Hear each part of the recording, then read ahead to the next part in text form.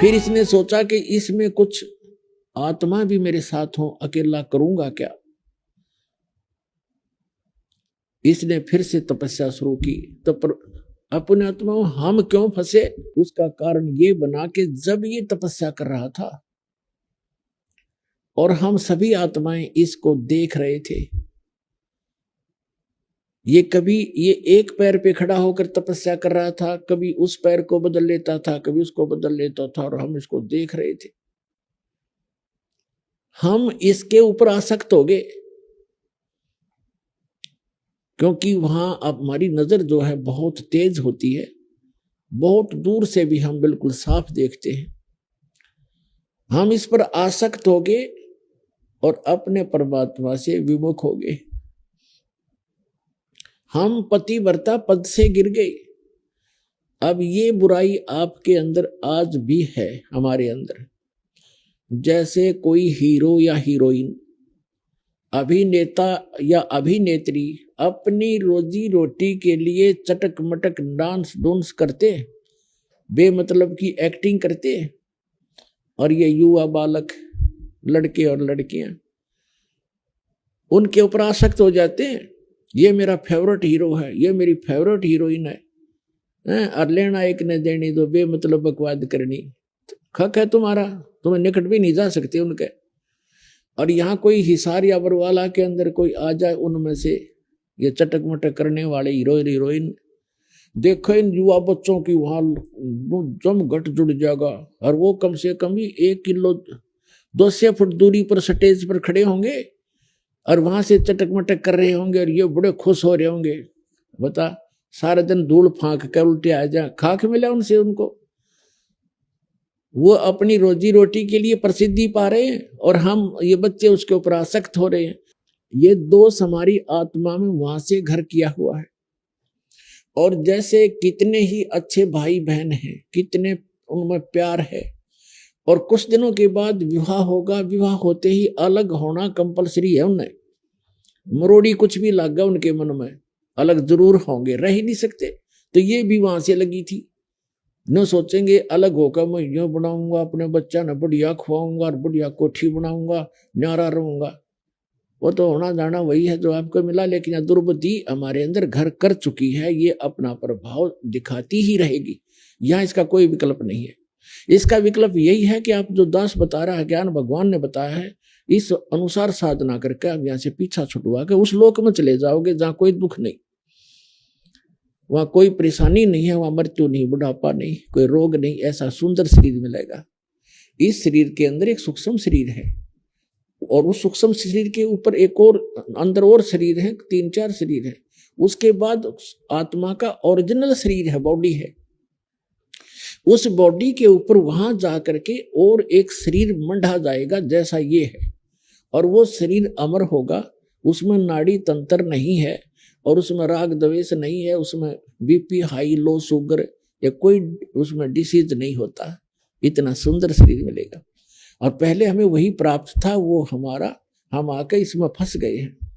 अब इस ज्योत स्वरूपी निरंजन ने अपने साथ कुछ आत्माओं को लेने के लिए फिर तपस्या शुरू की। जब इसने तीसरी बार जो तपस्या शुरू करी, तब परमात्मा ने पूछा कि ज्योत निरंजन अब क्या मांग रहा है, जो मांगा तुझे दे दिया। और उस दौरान जब हम इस ज्योत निरंजन पर आसक्त थे, इसकी ये तपस्या कर रहा था और हम देखे थे। और आज भी ये देख लो आप, किसी गांव के गोरे बनी में और कोई बाबा तपन लग जाए, सारा गांव देखने जाएगा उसने, सारा गांव देख का होगा बाबा तप है, 10 दिन हो गए, 20 दिन हो गए, 1 महीना हो गया, बैठे नहीं हो तो खड़ा रहे, झूल पर झूल रहा है, बस सारे देखने जाएंगे। बता कोई बात हुई। अब जैसे एक आदमी लड्डू खावे मान लीजिए, और दूसरे उसने देखने जाओ लड्डू खावे, हो देख लड्डू खावे, क्या तो गया, फिर कहता आप भी खाओ जब पेट भरे। तो इस तरह की जो बुराइयां हैं, ये हमारे वहां से घर करी हुई है, और वही हमारे अंदर आज ये हमें परेशान रखती हैं। उसी तरह हम क्रिया कर रहे होते हैं। अब क्या हुआ कि परमात्मा ने बीच बीच में जब हम उसको देख रहे थे, उसकी तरफ हमारी आसक्तता बन गई थी, ज्योति निरंजन की तरफ, सरपुरुष की तरफ, तो परमात्मा आकाशवाणी किया करते थे कि बच्चों तुम ना देखो इसको, अपना मस्त रहो और इसको अपनी क्रिया करने दो। हम क्या करते रहे, ये आदत अपने यहाँ भी है कि हम ऊपर से तैसे हो गए जैसे बिल्कुल हम नहीं देख रहे हैं, पर अंदर से कसक ज्यों की तो बनी रही। इसकी चाह हमारे हृदय में घनी बन गई, हम आसक्त हो गए इस पर बुरी तरह, और वो अंतर्यामी जान गया कि इनका नाश निकट है, ये मुझसे भी धोखा कर रहे हैं, मुझे भी ऊपर से दिखा रहे हैं कि हम नहीं देख रहे हैं और अंदर से उसको चाह रहे हैं। तो हम पति भर्ता पद से गिर गए।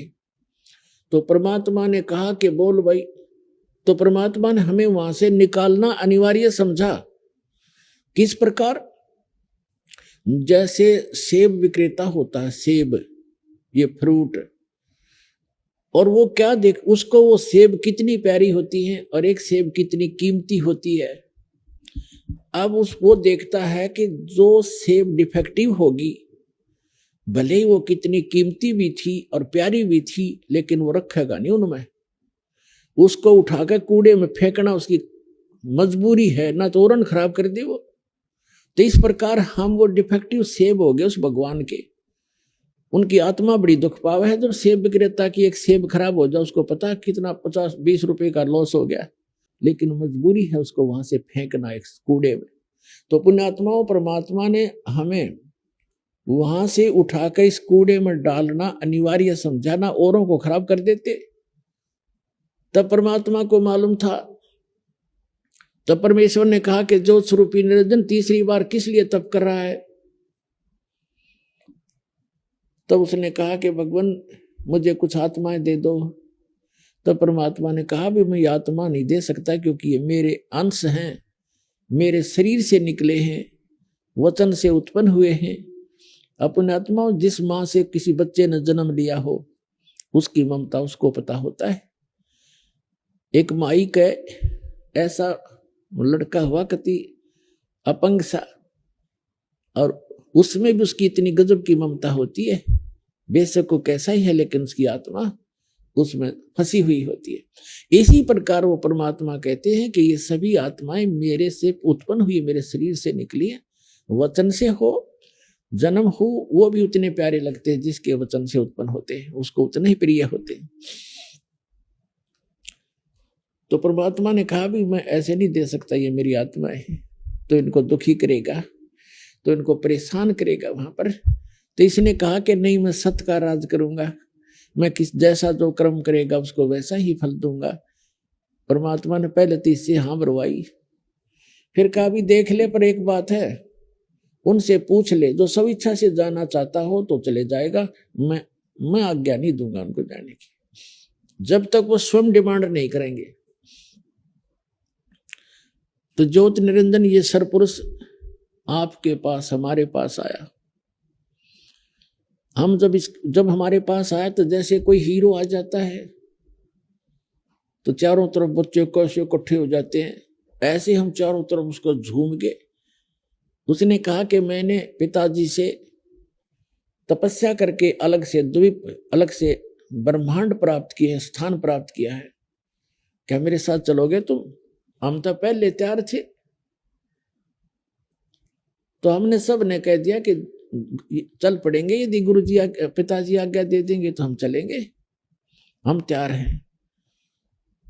तब परमेश्वर के पास जाकर के ज्योति निरंजन ने कहा कि जी कुछ आत्माएं मेरे साथ जाने को तैयार हैं, पर आपकी आज्ञा चाहते हैं। परमेश्वर ने कहा, सत्य पुरुष ने, कबीर जी ने, कि चल मेरे साथ, मेरे सामने जो हाँ भरेगा तेरे साथ जाने की तो मैं अलाउड करूंगा। तो जो ही परमात्मा और वो ये सरपुरुष आए हमारे पास, तो परमात्मा ने कहा कि बोल भाई कौन आत्मा इनके साथ जाना चाहता है, अपना हाथ खड़ा करो। अब हम आगे थे चारों तरफ से, परमात्मा के आदेश से वहां बैठ गया। सेकंड में वहां सारा काम होता है, बैठ गए पूरे क्षेत्र में। तो परमात्मा ने कहा कि जो इनके साथ जाना चाहते हैं, सरपुरुष के साथ इसके ब्रह्मांडों में रहना चाहते हैं, हाथ खड़ा करो। अब परमात्मा पहले आकाशवाणी करके हमें समझाया करते थे कि इस पर आसक्त ना हो तो मार खा जाओगे। अब उस दिन वो बात उनका याद आई और पिताजी के सामने अब कैसे कहें हम जाना चाहते हैं। सन्नाटा छा गया, कोई नहीं बोला। तब परमेश्वर ने कहा कि सरपुरुष आप तो कह रहे थे कुछ जाना चाहते हैं तो बोलते ही नहीं, झूठ बोल रहा तू। तब सरपुरुष ने कहा कि पिताजी ये आप के सामने नहीं बोल रहे हैं, पहले तो सभी कह रहे थे जितने यहाँ बैठे हैं। तब इतनी बात हो रही थी, तभी एक आत्मा ने खड़ा होकर के स्वीकृति दी उसको। अब जो ही उसने एक खड़ा हुआ तो हमने सभी ने हाथ खड़े कर दिए और खड़े भी हो गए। हमने सोचा कहीं ये अकेला ही सारा काम लूट ले और हम रह जा पीछे। देखा देखी सारे खड़े हो गए, जितने यहां फंसे हुए हैं, चींटी बने हैं, हाथी बने हैं, कुत्ते बने हैं, गधे बने हैं, सुअर बने। तो पहले हम सभी मानव, सभी प्रहार में जो हम वहां से आए, हम वहां सभी मानव शरीर से हमारे। तो परमात्मा ने कहा ठीक है ज्योति निरंजन यानी सरपुरुष तू जा अपने लोक में, 21 ब्रह्मंडों में जा। जिसने तेरे साथ जाने की स्वीकृति दी है उनका मुझे सब मालूम है, मेरे पास उनके सब कोड वर्ड नंबर उपलब्ध हैं। इन सब को मैं भेजूंगा, पर नू का नू लापड़दा नहीं भेज सकता। इनको मैं अलग से व्यवस्था करूंगा, बीज रूप में बनाऊंगा पुनः। और जिस अब तू जा, वो भेज दिया। जिस आत्मा ने सबसे पहले स्वीकृति दी थी उसको एक सुंदर लड़की बना दिया अपने वचन से, और उस लड़की के अंदर वो सभी आत्माएं सूक्ष्म रूप में डाल दी। अपने आत्माओं जैसे एक वट वृक्ष देखा होगा, बड़का वृक्ष। वड़का वृक्ष इतना बड़ा फैल बड़ा होता है बहुत गुना, और उसका बीज होता है राई जितना, राई से भी छोटा होता है बड़का बीज। अब परमात्मा ने उन सबको बीज रूप बना दिया। परमात्मा की वचन में सारी शक्ति है, वो कुछ भी कर सकता है। तो जितने भी वहां थे सब बीज रूप में बना दिए, और उस बीज को अपने वचन से उस लड़की जो बनाई थी प्रथम, जिसने स्वीकृति दी थी, उसके शरीर में प्रवेश कर दिया, सारे के सारे बीज रूप में। और उस लड़की से कहा कि बेटी अब तू, तेरे को वहां भेज रहे हैं ज्योति निरंजन के पास, सरपुरुष के पास, और उसके साथ मिलकर तू ये सृष्टि रच देना। तेरे को वचन शक्ति दे दी है मैंने। वचन से जितने भी तू जीव कहेगी, चाहे पशु बनाना, चाहे पक्षी बनाना, और चाहे तो देव बनाना, मनुष्य बनाना, जैसा सोचेगी वैसे ही बन जाएंगे। अपने पुत्र सहज दास से कहा कि सहज दास अपनी बहन को ज्योति निरंजन के पास छोड़ आओ। अब उस सरपुरुष के पास, और उसको बता देना कि ऐसे ऐसे मैंने इसके अंदर सभी वो आत्माएं जो तेरे साथ आना चाहती थी बीज रूप में डाल दी हैं, और ये बहन जितने भी तू कहेगा उतने ही नर और मादा उत्पन्न कर देगी। इसमें ऐसी शक्ति भी मैंने भर दी है, वचन में शक्ति दे दी है। सहजदास ने जाकर के ज्योति निरंजन से सारी वार्ता सुना दी और लड़की को वहां छोड़कर वापस आ गया।